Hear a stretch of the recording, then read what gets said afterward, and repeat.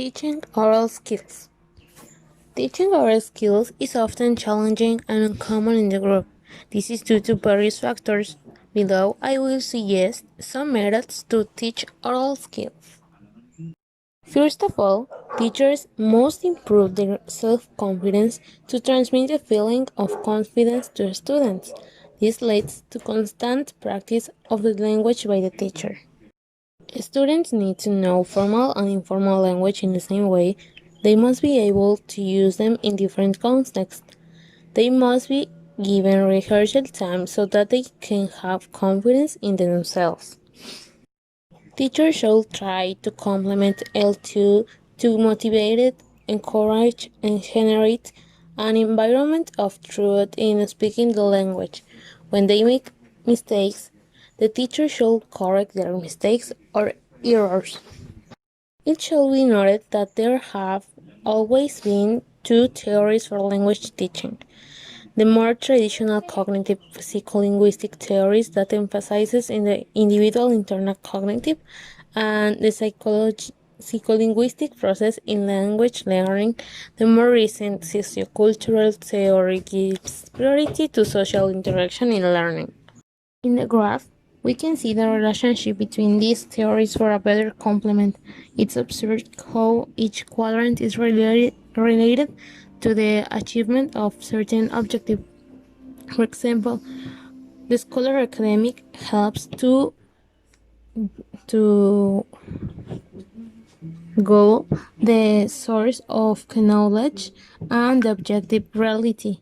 The social emphasis, in the same way, they have the objective reality and the uses of knowledge. The social reconstructions improve the uses of knowledge and the subjective reality. And when the learner is a learner centered, the goal is the sources of knowledge and the subjective reality. Starting with psycholinguistic theory to promote fluency learning, the following method can be used. Task repetition. The program begins with an awareness phrase entry, then an automatization phase. Two activities are carried out. The dictables activity in read alt text aloud twice, and students work in groups and together they rebuild text. This helps in automatization and fluency. And the mingle jigsaw is based on repetition to promote automatization, and greater fluency is that the learner have been assigned a number of formulaic phrases from the input text on paper. Having memorized them, they mingle and share their phrases or sentences, no notes, with peers and receptors. In the same way, the theory promotes the formulaic language that consists of language stored in prefabricated formulas such as collocations, bread and butter, phrasal verbs, run into, idioms, a piece of cake, and figures of speech, Haskell size, as well as lexical bundles.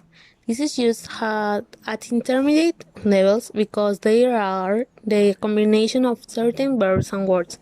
That is, basic knowledge of grammar is needed to be able to identify the meaning and use of the new content. For teach the formulaic language, the teacher can. The first step is for the students to try to figure out what a new word means. The second step is to underline the word before listening to the audio to confirm if after listening to the audio and to dialogue with the group if everyone agrees.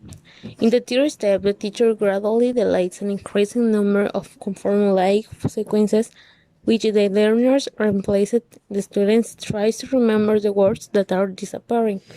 In the last step, the students substitute certain words with those of their choice.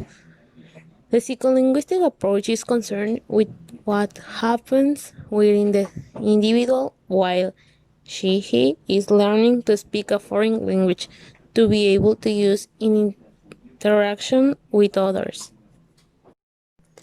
About the sociocultural theory in teaching speaking, the learning is through a social process, that is, through cultural and social contact with people.